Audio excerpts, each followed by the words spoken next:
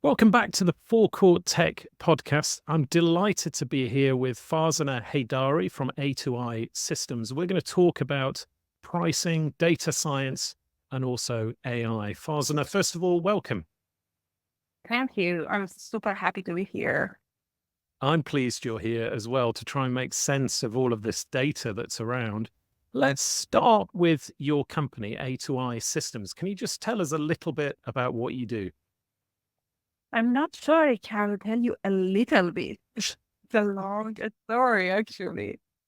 Like most of the successful companies, it started from two PhD students. Actually, Frody Hammer and Ali Rashad, 18 years ago. They were interested in cutting edge technology. So they wanted to use AI for make the life easier for kids in playground. So how they can play easier and safer. So they just put some sensor in the playground and they try to um, recognize the pattern of playing the kids.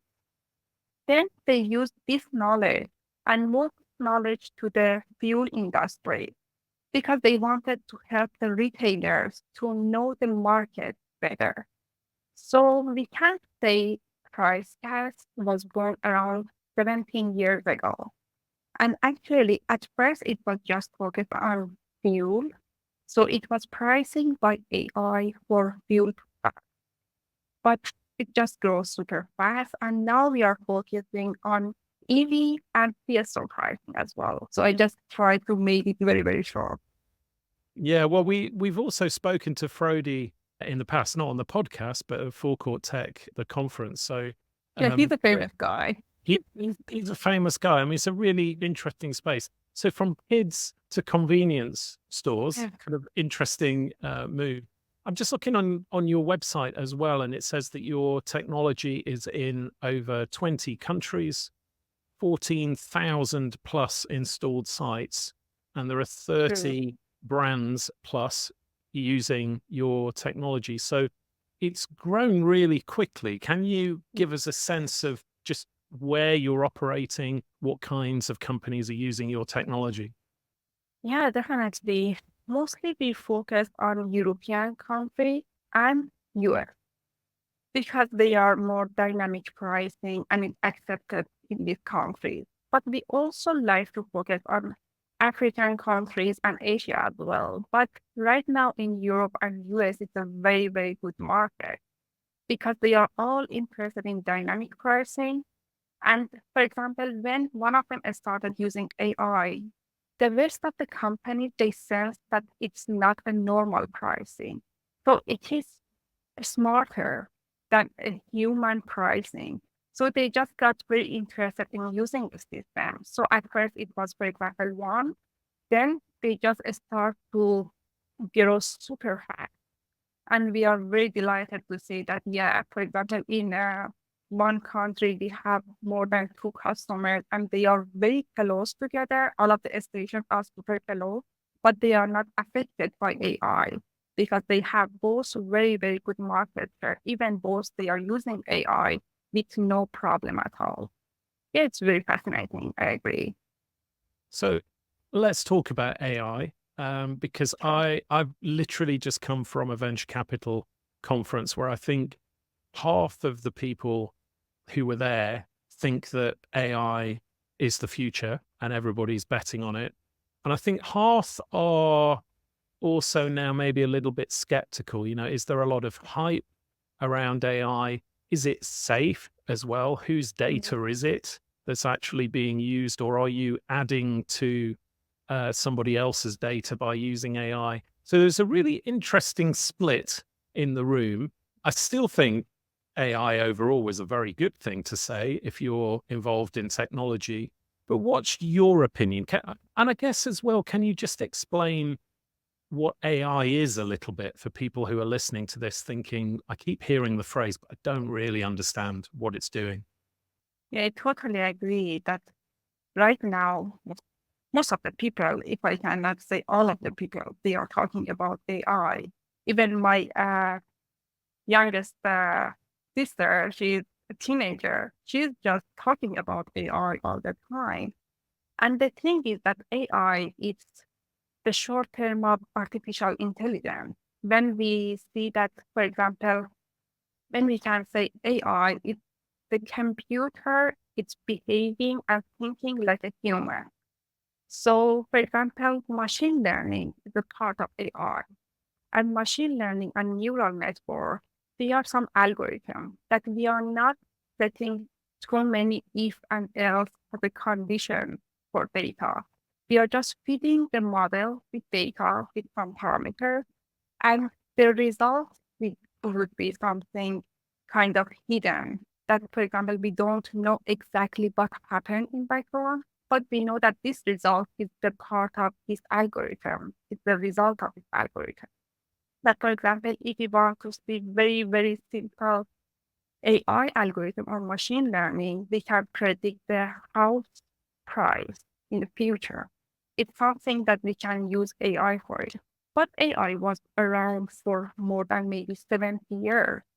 But right now, because we are using AI in everyday basis, for example, after especially ChatGPT, we we can see that the hype here, that for example, all of the people, they just heard AI more and more.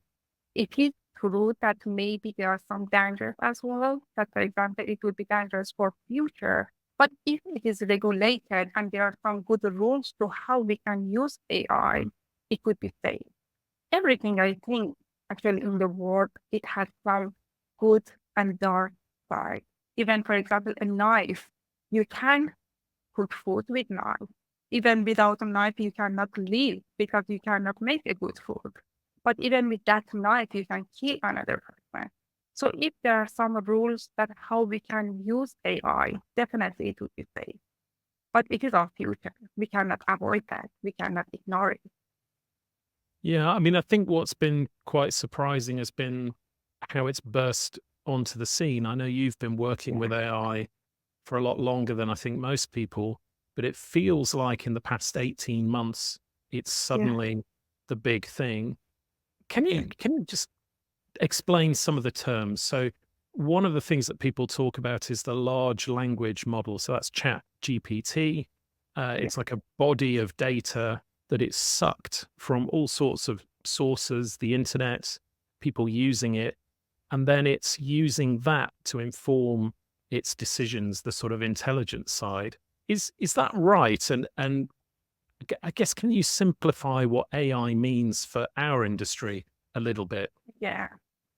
For example, actually, AI and the term of machine learning or generative AI and everything behind it, there are too many hidden terms.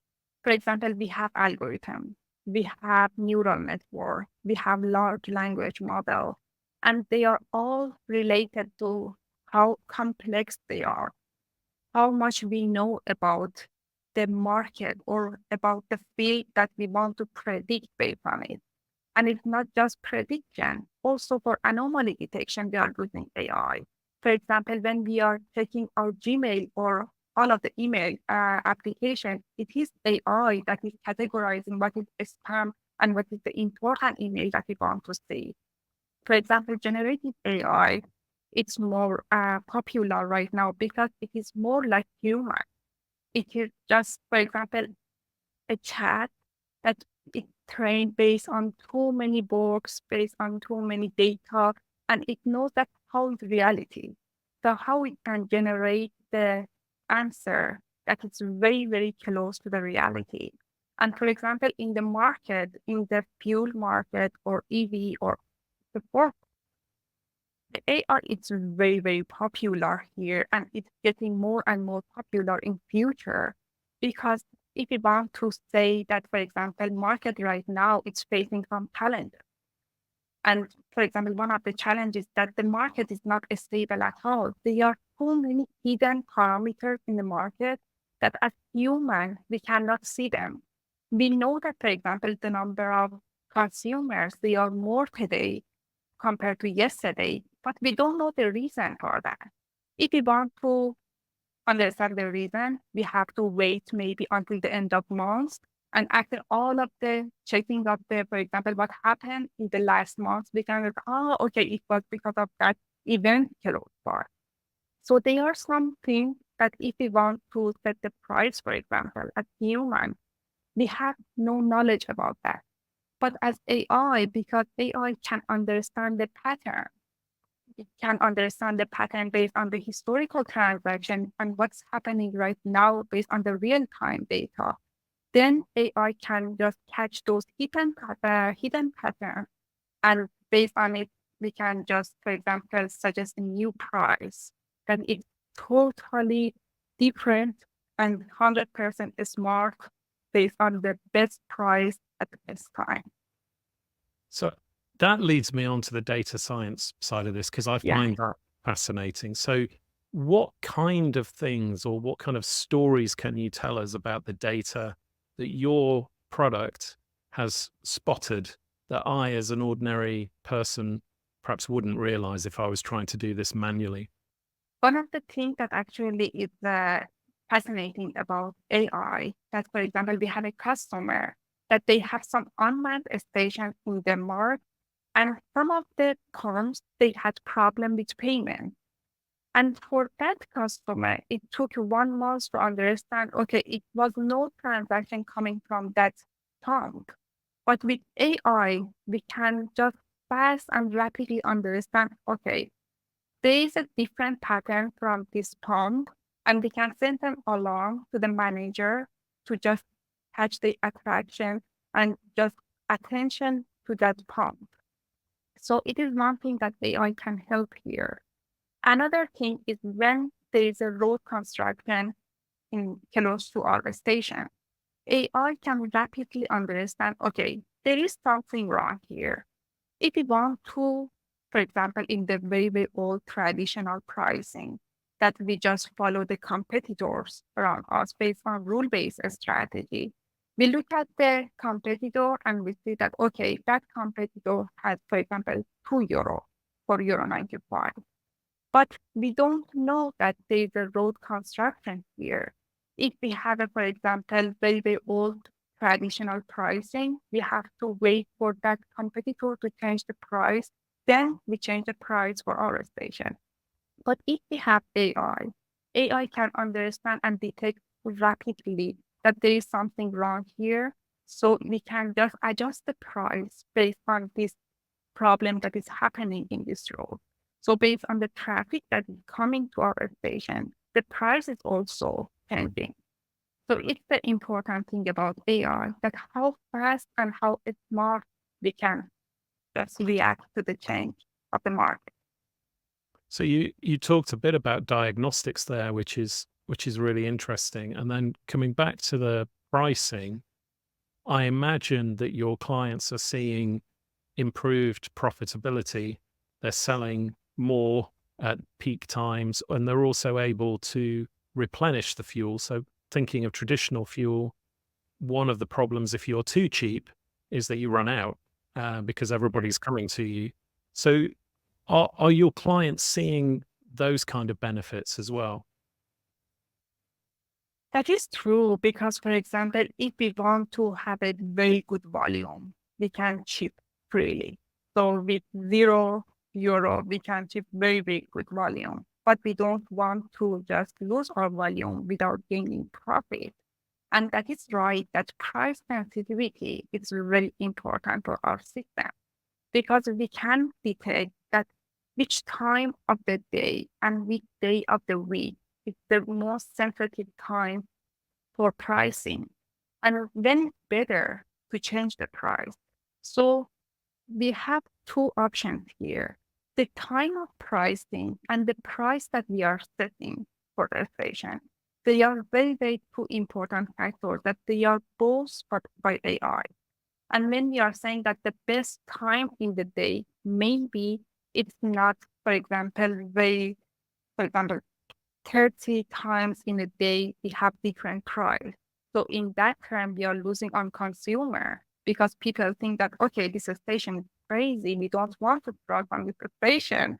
Because if they are coming to our station and the price is just from €2 to €1, from €1 to €3, and just jumping, terrible and we don't want to do that. So the price change, they are very, very small.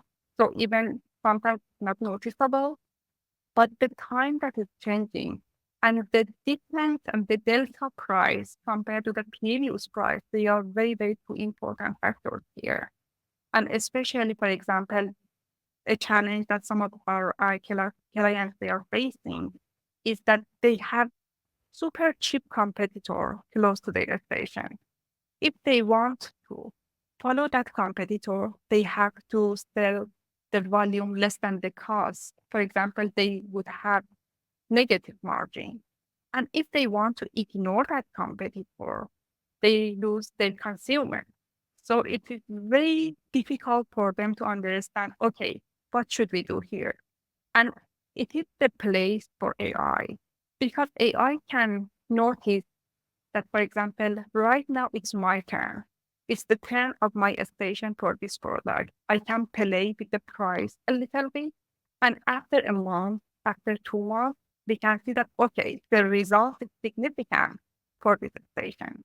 And if I want to tell a real story, one of our customers, they use AI strategy, and after just 3 months, they could gain 13% more volume and 22% more margin for a group of test stations. And when we are comparing stations, we compare a group of test stations compared to the control station.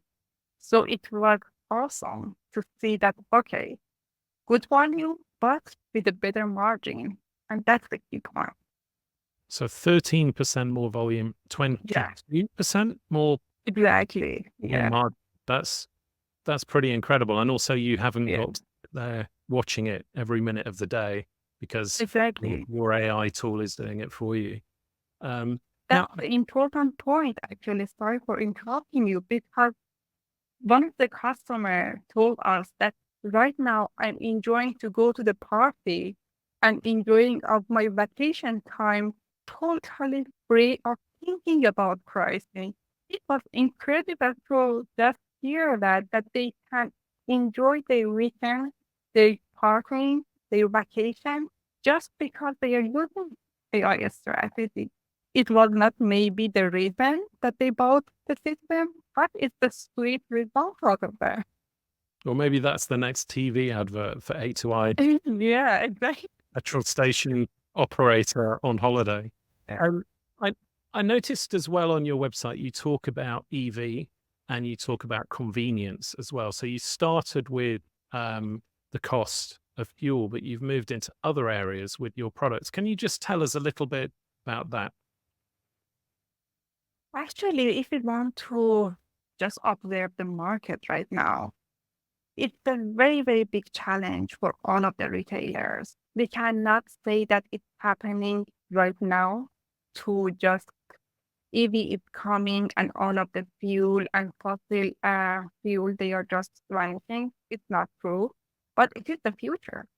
So if most of the cars, they are using electricity and they are using sustainable energy.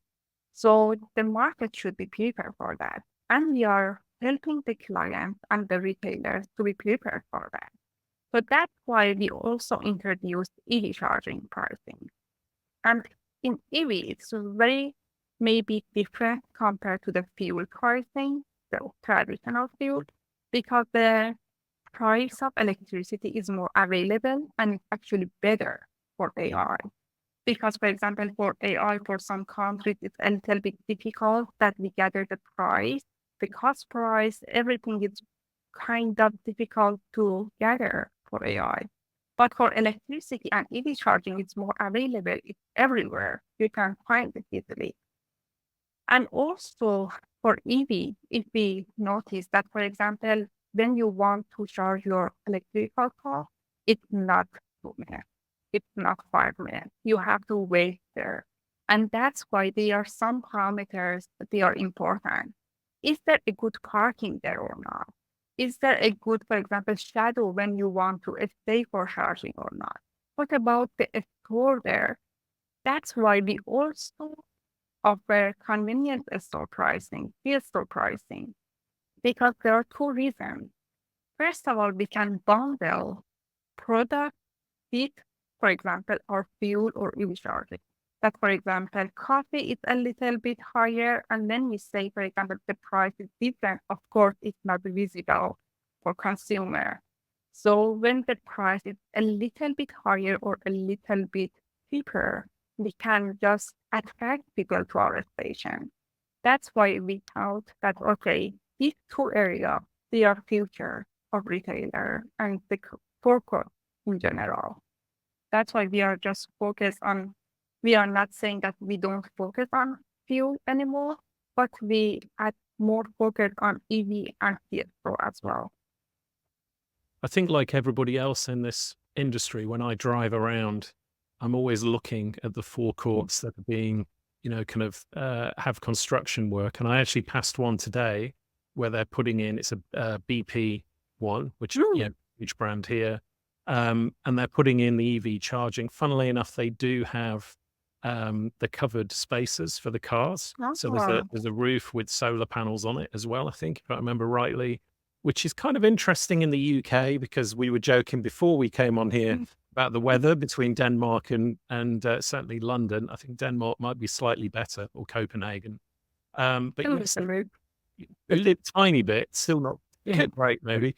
But yeah, it does follow exactly what you're saying. And I think you can see as well from a behavior point of view. I mean, I've asked a few guests on this podcast, my behavior when I'm charging an electric car, I absolutely am looking for a coffee or a bottle of water or something like that. It would be very boring to just sit and wait. Very boring, believe me. Yeah. So we need that. So, I mean, actually, Mark Waltman from Nex was on the podcast, and he was saying it's not, as we'd say in English, it's not a silver bullet. It's not, even with the only answer, because one of the issues is that I'll probably charge my car at home most of the time. But then when I'm on a longer journey, that's when I need this refueling station. But I'm interested, are you going into kind of loyalty schemes and, are you going to white label that kind of thing to people as well then? Yeah, actually, it's one of the things that we are working on it. Because loyalty is a very, very important point when it comes to the pricing. We usually attract the same people to our station. So if we have a good loyalty program, we can make sure that, okay, we have our customers, then we can focus on more and more people to attract them to be our loyal consumer. For example, I think it's better to say that I thought I'm not attracted and I'm not loyal to any brand. But I can see that when I get subscription or when I install application, suddenly I get loyal to that brand. And which is weird because I thought that no, I'm super strong and I don't believe in this marketing and this offer. But no, I'm not exceptional. I'm human.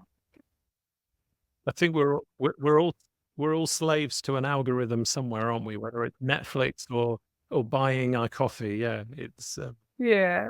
It's bad actually. I think I think true. Just life, isn't it? We're all trying to get by. I mean, I do find that interesting then. So as this evolves, you're going to have more and more data that you can draw upon to feed your AI engine to then better inform your customers. It's getting better. Yeah. But actually, it's not enough right now because it is getting better, especially in European and US. But for example, in Africa, we had some potential customers. There were some companies that they were super interested in using our system, but unfortunately, they had no data available. The data that they had, it was not enough, unfortunately. So we can help them to gather data. There are some, for example, companies that they can sell data to us, and they just gather from different websites because they are not usually free. But if we knew how much data would help our company and business grow, maybe we should have started earlier to gather our data because it's the future, it's the new version of gold. If you know how you can get data, you can do everything. You can grow your business, just improve your share market, everything that you can do with data and use our system as well. That's the benefit for it. Well, I mean, I noticed in your background, you've been a data scientist for quite a little while. I'll put it that way. You've got some good experience with data science. Yeah. I've also worked in data science in the past, and one of the Oh, big nice. issues, I worked on open data, which was, kind of Wow. democratizing data. One of the issues, though, was the structure of the data. So if you're looking at something which perhaps a survey that comes out every year, there are a couple of big ones in the European Union, like the Working Time Directive, Quality of Life is another one. But if the data is not recorded in the same way over multiple years, you then have to make allowances for the fact that you're not looking at the same thing from 2010 to 2016 or whatever. So those allowances are actually what starts to get you into trouble. So basically, I'm saying the quality of the data coming into your system and the predictability that it is what it says it is really important, isn't it? So it's another opportunity Definitely. for AI, but it's also a little bit tricky if that data isn't quite right. Yeah, actually, we have a saying that crash in, crash out. So we are protecting our system, our model to all of those tracks. So we are just make the data as clean as possible. And if we think that data is not reliable, we just ignore it because it's better to have less data compared to have more data, but not accurate. So the thing that we are working on, sometimes we are buying data because we want to have a better and more accurate result for our model. We are paying extra for buying good quality data. We are buying extra, for example, we are paying for getting real-time data. For example, traffic data is not free. But we believe that if we feed our AI model to a very good and high quality data, definitely we would have a better result and more accurate one. Then our consumer or client can trust on our model and they would be more satisfied and they are satisfied. That's a good thing. Yeah, but you're right. For example, my background in data is around, I think I can say more than 10 years that I'm working with data. It was just with different fields, data engineer, data analyst, and I'm also teaching data analytics because I think data is the future. If you know how you can clean data and make the data easy to process and analyzing data, you have everything. It's the good input for your business. Then you can say that, okay, this station has a very, very good future if I change the strategy to AI or if I change the strategy, for example, to have a more control on it. Yeah, Everything. it is really interesting. I mean, I could talk about data all day, but I have a little question that I ask everybody, which is called past, present, and future. It's Oh, just wow. about technology. So I'm going to ask you, was there something in the past that you thought was going to be the big technology, and maybe it has been, or maybe it didn't really take off? What would you say? If I look back, actually, I think the only thing that it was very, very significant and it has a very good impact on all of our lives, it was definitely machine learning and AI in general, because it's everywhere. We cannot live without AI, even we don't know that. And all of those people that they are against AI, they are using AI. Whenever we are searching on Google, we are using AI. Whenever we have a, for example, crash on our watch, send a notification and ask that, are you okay? Is it AI or not? So it's AI that is everywhere. And for example, I think neural network also has a very, very important thing that still it is important. But if we knew how much AI helping us and we could trust AI more, maybe our life would be easier. So maybe the only thing that I think we could start earlier was gathering data and trusting AI earlier. Yeah, yeah, very, very interesting. Well, coming on to the present, I mean, the big technology, I'd probably say is AI again, isn't it? The big Yes, technology of the moment. But what technologies are you excited about right now? actually, you're right.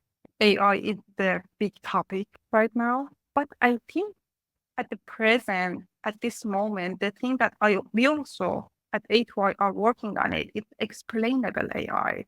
Because AI is a little bit difficult to explain in general. Because, for example, all of our clients, they say that, okay, the result is so sweet. And we know that, for example, after 1 month or, for example, a quarter, we can see the volume and margin, they have a very significant jump and improvement. But as a human, we are curious. We like to see what happened. What was those hidden options and parameters that we couldn't see in the market? So if we can explain AI, it would be a very good future for us. So explainable AI is one thing that we are focusing on it. And as you mentioned, a good quality data is another thing that we are focusing on because data is everywhere. But does it have a good quality? Well, okay, we have to focus more on it. A real-time good quality data is another thing that at the present is super important for us. Well, that brings me to the future. I mean, if you roll forward and think we're in 2030, what Mhm. kind of forecourt do you think you'll be standing on, and what technologies will be interesting at that point? Yeah. Actually, with this fast changing market, definitely we are going towards more maybe EV charging and focusing more on CS stores because it's the future. We cannot say that, for example, at 2030, there is no traditional and fossil fuel. No, still we will use them. So should we worried about that? No. But should we ready for it? Definitely, yes. So the thing that for future we are focusing on it, I think with this data that is getting very, very big, super big data set and very complex model, maybe in future, maybe not 2030, but maybe 2035, 2034, maybe we should focus on quantum computing as well. Because with the current computing, maybe it's not possible to optimize all of these complex models. So we are focusing on future. And for us right now, if we want to go a step by a step, it's still surprising. And then we can focus on how we can compute more and more data and very complex models. So we are looking ahead about it and we are excited for that. Yeah, I mean, I think quantum computing, the next level, as you say, of processing power is going to be Yeah. really interesting to see what people can do. Yeah. And I think that's one of the great things about working in tech, isn't it? That there's always another innovation. There's always Yeah, something definitely. coming along. So, well, that's all we have time for on this podcast, Farzaneh. But thank you so much for coming You're on. I'm welcome. hoping you're going to come to Forecourt Tech in Alicante in October. Hope it was But very pleasant and I had a very good time last year. It was amazing. Yeah. well, we hope to see you there again because I think you. I mean, obviously you're onto something. I can see all the customers who are using your services. I think this area is just going to get more and more interesting. And I think like a lot of people, I'm just fascinated by the stories, that the story of people who have made their operations more profitable, more efficient, the maintenance. It's those little stories that kind of bring the Mm, technology to life. So thank you for coming on this podcast and talking My to us about it. pleasure. Thank you so much.